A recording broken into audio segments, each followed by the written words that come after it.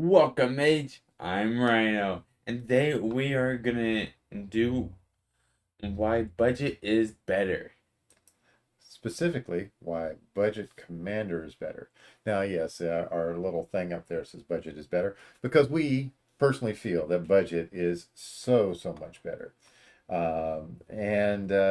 It goes without saying why budget is better is, well, you don't have to spend a lot of money on the cards. Uh, you're not trying to find those chase rares and all of that, which is okay. That's fine. That's fine. All right. But why is budget better? Well, before we do that, got a little story to say. Got another story later on too. Ryan's going to do. So Yeah. my daughter, she goes by Speedy. She doesn't like playing Commander. She likes playing Standard. She likes playing at pre-releases. She wins a lot, uh, but she doesn't really like playing Commander. She doesn't like this big social game because It's boring. yeah, it's boring to her because she's sitting around. She doesn't really communicate and interact with people a lot. And when somebody's dirtling around with their deck, she gets bored.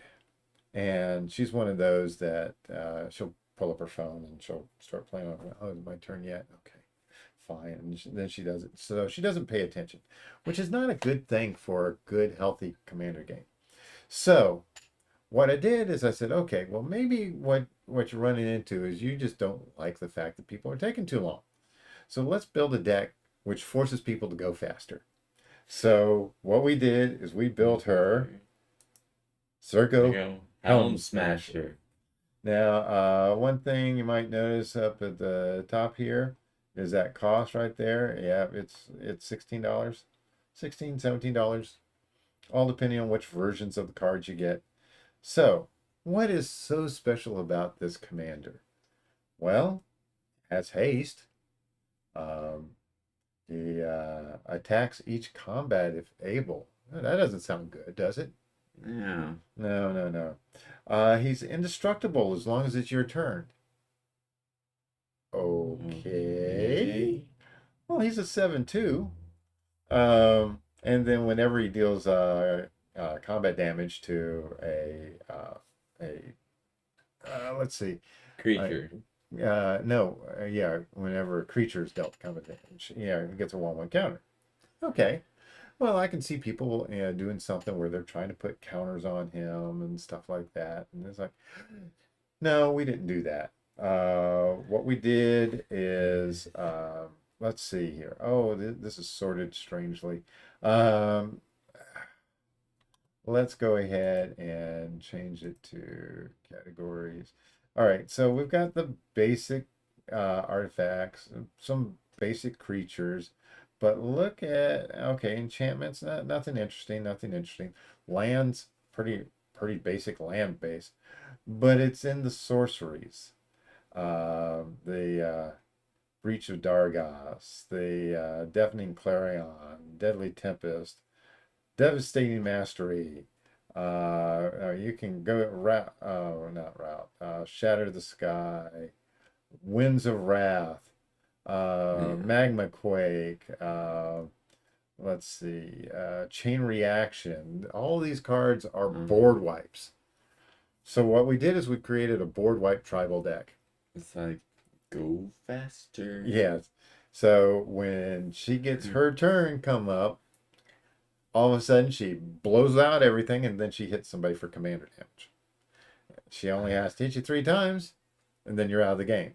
So it becomes a much faster game for her. Now, once people realize what's going on, this becomes arch enemy, and everybody is working to try to take this deck out. A $16 deck. All right. 7-2. Yeah, and it is just it's amazing how much people dislike this deck, and it's it's not that expensive. Yeah, it's a cheap deck. So what Rhino and I did is we kind of okay, what is the average cost of a commander deck? Well, we looked at EDH Rec, and what did we find? the average cost be? The average cost would be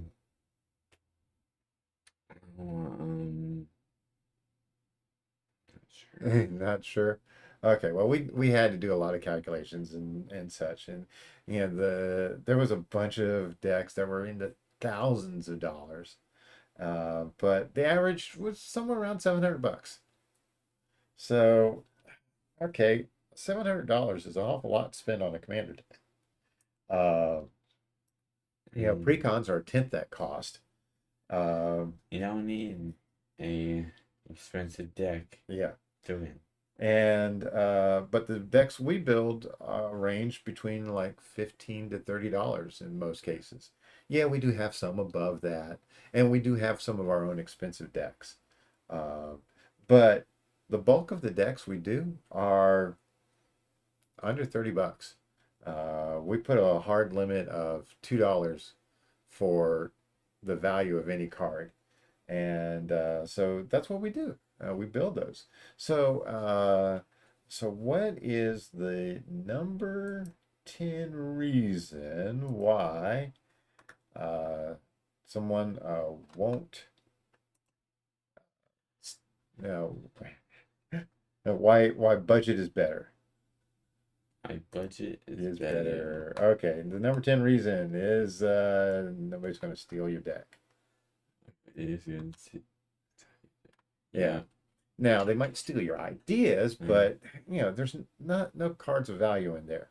So yeah, a lot of us we're really not that worried about people stealing decks, but sometimes you go to these big events and some of these decks end up getting legs. Um, but in many cases, the deck box and the sleeves are worth more than the cards within the deck. So no fetch lands or anything like that. Yeah. So number 9 is Can't have more decks. so because the decks are so cheap, you can have a lot more decks. We have over 100 decks, over 100 commander decks. Eek. Yeah, we've got these other like these planeswalker decks and stuff like that. We're not counting those. We're counting actual commander decks. And also the decks we build to give away are budget decks. Uh, and they can do some work. They really can. Um, because you have so many different decks, number 8 is you don't get in a rut. Yeah, you keep playing the same deck over and over and over again. It's Yeah, like, yeah. it's There's boring. some people that all they have is their one deck, and it's like, oh, okay, you're going to play your one deck. All right. Yeah, don't you want a little more excitement in your life? You want to do something? Uh, yeah, you don't get in a rut playing the same deck. Now, does that mean that we play these budget decks to their absolute best? We know every card in there? No, not No. really. But they sure are fun. Yeah. Um, okay. Our number Number 7 7. reason is Mm. by design, they're not competitive. Um, for most cases, yeah. What are some cards we don't have in the decks that people, that go up beyond a power level 7? We don't have, yeah, fetch lands. We don't Yeah. have any duels in there. We don't have mana crypt. What else? Ancient Tomb. Yeah. Uh, That sort of stuff. yeah, we don't have this massive, like expensive mana base. Now, some of the decks we built, uh, when we got the cards, they were a lot cheaper, and then they've crept up in cost because, well, all of a sudden those cards are more sought after. Uh, but I mean, the big thing about uh, what we do is our number 6 reason, which is I'm more creative builds, more jank. yeah. So yeah, we get to be a lot more creative in what we build, and you have to look for